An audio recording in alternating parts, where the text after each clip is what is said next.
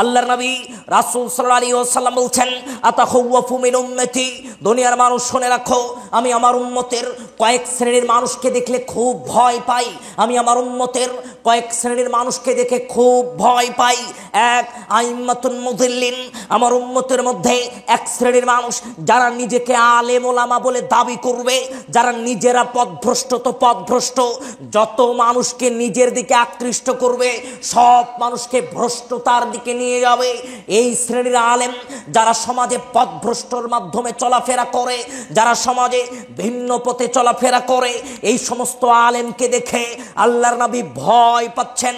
দুই, ওয়াসাতা'বুদু কবাইলু বিরুম্মাতিল বিলাউসান, আল্লাহর নবী বলছেন আমার উম্মতের ওই শ্রেণীর মানুষগুলোকে দেখে আমি খুব ভয় পাই। তারা কারা? যারা মূর্তি পূজা করে, মূর্তি পূজা, সমাজে মূর্তি পূজার সাথে যারা সম্পৃক্ত থাকে, এই শ্রেণীর মানুষগুলোকে দেখে আমি আল্লাহর নবী খুব ভয় পাই।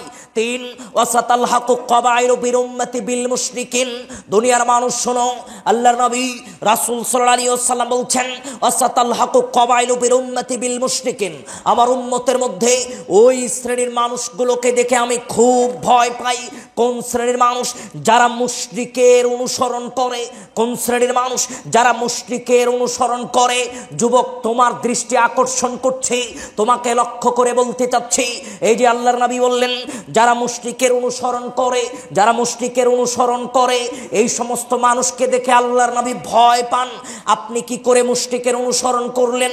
যুবক, তুমি কি করে মুশরিকের অনুসরণ করলে? ওই যে তুমি মেসি এবং নেইমারের চুলের কাটিনে চুল কেটেছো, ওই যে তুমি মেসি এবং নেইমারের জার্সি পরিধান করেছো, ওই যে তুমি হলিউড আর বলিউডের হিরোর মতো চলাফেরা করছো, স্টিকার লাগাও বডিতে, বডিতে ট্যাটু লাগাও, এই যে তুমি মুশরিকের অনুসরণ করলে, তোমাকে দেখে আল্লাহর নবী বেশি ভীত সন্তুষ্ট, তোমাকে দেখে আল্লাহর নবী ভয় পাচ্ছেন। কেন? তুমি মুশরিকের অনুসরণ করেছো। যুবক, তোমাকে একটু বলে যাই, দুনিয়ার জীবনে সবচেয়ে উত্তম চরিত্রের নাম মুহাম্মদ সাল্লাল্লাহু আলাইহি ওয়াসাল্লাম। দুনিয়ার জীবনে সবচেয়ে উত্তম চরিত্রের নাম মুহাম্মদ সাল্লাল্লাহু আলাইহি ওয়াসাল্লাম। দুনিয়ার জীবনে সবচেয়ে উত্তম পোশাক ইসলামী লেবাস। আসমান এবং জমিনের মধ্যে সবচেয়ে উত্তম পোশাক নবী রাসূল সাল্লাল্লাহু আলাইহি ওয়াসাল্লাম যেটা পরিধান করেছেন, যেটা করতে বলেছেন। দুনিয়ার জীবনে সবচেয়ে উত্তম পোশাক রাসূল সাল্লাল্লাহু আলাইহি ওয়াসাল্লাম যেটা পরিধান করেছেন, যেটা জান্নাতীরা পরিধান করেছে, যেই পোশাক ফেরেশতাগণ ভালোবাসেন, যেই পোশাক আল্লাহ ভালোবাসেন, যেই পোশাক গোটা সৃষ্টি মাখলুকাত ভালোবাসে, সেই পোশাক আপনাকে পরিধান করতে হবে। যুবক, তুমি যে টাকনুর নিচে কাপড় পরিধান করলে, ওটা তো মুসলমানের বৈশিষ্ট্য নয়, ওটা তো মুশরিকের কাজ। যুবক, তুমি যে টাকনুর নিচে কাপড় পরিধান করে সমাজে চলাফেরা করছো, তোমার কি জানা নেই আল্লাহর নবী রাসূল সাল্লাল্লাহু আলাইহি ওয়াসাল্লাম বলছেন, দুনিয়ার মানুষ শোনো, যারা টাকনুর নিচে কাপড় ঝুলিয়ে পড়ে, যারা টাকনুর নিচে কাপড় ঝুলিয়ে পড়ে, ওই সমস্ত মানুষ জাহান্নামে প্রবেশ করবে। যুবক, তোমাকে বলি, তুমি যদি টাকনুর নিচে কাপড় পরিধান করো, তোমাকে মনে রাখতে হবে তুমি রাসূলের লেবাসকে পছন্দ করনি, রাসূলের কথাকে অমান্য করে চলেছ। তুমি রাসূলের পোশাককে অপছন্দ করেছ। তোমার নিকটে মনে হচ্ছে ইসলামী লেবাস টাকনুর উপরে রাখা, আর অন ইসলামিক লেবাস মুশরিকের পোশাক টাকনুর নিচে রাখা। তুমি এখন খেয়াল করো তো, তুমি মুসলমানের পোশাক পরবে নাকি মুশরিকের পোশাক পরবে? দুই, যুবক, তুমি জানো দাঁড়িয়ে থেকে প্রস্রাব করা তোমার জন্য নিষিদ্ধ। যুবক, তুমি জানো দাঁড়িয়ে থেকে প্রস্রাব করা ইহুদি খ্রিস্টানের কাজ। যুবক, তুমি জানো দাঁড়িয়ে থেকে প্রস্রাব করা মুশরিকের কাজ। তুমি কেন দাঁড়িয়ে থেকে প্রস্রাব করবে? আর এমন পোশাক কেনই বা তুমি পরবে যেই পোশাক পরিধান করলে দাঁড়িয়ে থেকে প্রস্রাব করতে হয়? যুবক, তুমি শুনে রাখো, ইবনে আব্বাস রাদিয়াল্লাহু আনহু قال, ইবনে আব্বাস রাদিয়াল্লাহু আনহু বলছেন, রাসূল সাল্লাল্লাহু আলাইহি ওয়াসাল্লাম বলছেন, আকসারু আযাবিল কবর, অধিকাংশ কবরে আযাব দেওয়া হয়, অধিকাংশ কবরে আযাব দেওয়া হয়। তার কারণ প্রস্রাবের কারণে। যুবক, তুমি প্রস্রাব করে পানি ব্যবহার করছো না, অথচ তুমি নিজেকে মুসলমান দাবি করো। নিজেকে মুসলমান দাবি করো কি করে? তুমি তো প্রস্রাব করে পানি ব্যবহার করছো না। যুবক, তোমাকে বলি, অধিকাংশ কবরে আল্লাহ আযাব দেন, তার কারণ তারা প্রস্রাব থেকে সতর্কতা অবলম্বন করে না। ইবনে আব্বাস রাদিয়াল্লাহু আনহু বলছেন, মাররা বিকবরাইনি, আমি এবং আল্লাহর নবী দুইটা কবরের পাশ দিয়ে যাচ্ছিলাম। এমতো অবস্থায় দেখতে পেলাম। আল্লাহর নবী দেখলেন, দেখে আমাকে লক্ষ্য করে বললেন, তুমি কি জানো এই দুইটা কবরে কি কারণে আযাব দেওয়া হচ্ছে? দুইটা কবরে কি কারণে আযাব দেওয়া হচ্ছে সেটা কি তুমি জানো?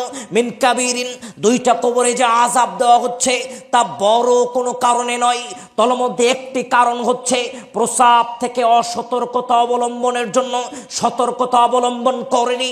যুবক, তোমাকে বুঝতে হবে, দাঁড়িয়ে থেকে প্রস্রাব করা ইহুদি খ্রিস্টানের কাজ। তুমি মুসলমানের ঘরের সন্তান হয়ে দাঁড়িয়ে থেকে প্রস্রাব কেন করবে? যুবক, তোমাকে বলতে চাচ্ছিলাম, ওই যে আল্লাহর নবী রাসূল সাল্লাল্লাহু আলাইহি ওয়াসাল্লাম বললেন, যারা মুশরিকের অনুসরণ করে এই শ্রেণীর মানুষগুলোকে দেখে আল্লাহর নবী ভয় পাচ্ছেন। তুমি কি করে মুশরিকের অনুসরণ করলে? একটু তোমাকে বলে যাই, তুমি যে শুনে রাখো, আল্লাহর নবী আসমান এবং জমিনের মধ্যে সবচেয়ে উত্তম চরিত্র, আসমান এবং জমিনের মধ্যে সবচেয়ে উৎকৃষ্ট চেহারা, আসমান এবং জমিনের মধ্যে সবচেয়ে উত্তম চেহারার অধিকারী যিনি, তিনি হলেন মুহাম্মদ সাল্লাল্লাহু আলাইহি ওয়াসাল্লাম। তোমাকে একটু বলে নেই, সপ্ত আসমান ভেদ করে, সাত আসমান ভেদ করে দুনিয়ার জীবনে জিবরাইল আসতো। দুনিয়াতে জিবরাইল আলাইহিস সালাতু আসতেন, রাসূল সাল্লাল্লাহু আলাইহি ওয়াসাল্লামের নূরানি চেহারা দেখতেন। তোমাকে আবার বলি, আল্লাহর নবী উহুদ যুদ্ধ থেকে যখন সঙ্গীর সাথে ফিরে আসছেন, সাহাবীরা ফিরে আসছেন, জৈনক এক মহিলা আল্লাহর নবীর কথা জিজ্ঞাসা করছেন, আমরা শুনতে পেলাম রাসূল নাকি ইন্তিকাল করেছে, তোমরা বলো তো রাসূলের কথা বলো। মহিলাকে বলা হচ্ছে, আপনার এই সন্তান এই যুদ্ধে ইন্তিকাল করেছে। ইন্না লিল্লাহ বললেন, আস্তাগফিরুল্লাহ ক্ষমা চাইলেন। দ্বিতীয় তাকে আবার বলা হলো, এই যুদ্ধে আপনার স্বামী ইন্তিকাল করেছে। ইন্না লিল্লাহ বললেন, ক্ষমা চাইলেন। তৃতীয়বার আবার তাকে বলা হলো, এই যুদ্ধে আপনার পিতা ইন্তিকাল করেছে, মৃত্যুবরণ করেছে। মহিলা তখন কি বলছেন, আরে আমি তো তোমাদেরকে বলছি আমাকে রাসূলকে দেখাও, রাসূলকে। বারবার ভিন্ন কথা বলো কেন? রাসূল কেমন আছে সেটা বলো। আল্লাহর নবী দূর থেকে আল্লাহর নবীকে দেখার পরে মহিলা তখন কি বলছেন, আল্লাহর নবী বাদাকা জালালুন, আপনাকে দেখার পরে, আপনার এই চেহারা দেখার পরে, আপনার এই সাক্ষাতের পরে পৃথিবীর কোনো দুঃখ আমার নিকটে দুঃখ নয়। যুবক, তুমি সেই চেহারাকে মূল্যায়ন বুঝোনি, সেই চেহারা তোমার কাছে খারাপ মনে হচ্ছে, এই চেহারাটুকু তুমি মূল্যায়ন বুঝোনি। যেই চেহারা আল্লাহর নবীর সাহাবীরা অসংখ্য অগণিত ঘটনা বর্ণনা করেছেন। আনাস রাদিয়াল্লাহু আনহু, আবু হুরায়রা রাদিয়াল্লাহু আনহু, কয়েকজন সাহাবী বর্ণনা করেছেন, কয়েকভাবে বলছেন। সাহাবী বলছেন, আল্লাহর নবী আপনি হচ্ছেন দ্বিতীয় সূর্য, আপনি হচ্ছেন ওই চন্দ্র যেই চন্দ্রে পূর্ণিমার রাত্রিতে আর সূর্য সন্ধ্যাবেলায় উদিত হয়। এমন চেহারা, যেই চেহারাকে দেখার পরে কাফের মুশরিকেরা চেহারা দেখার সাথে সাথে ইসলাম গ্রহণ করত।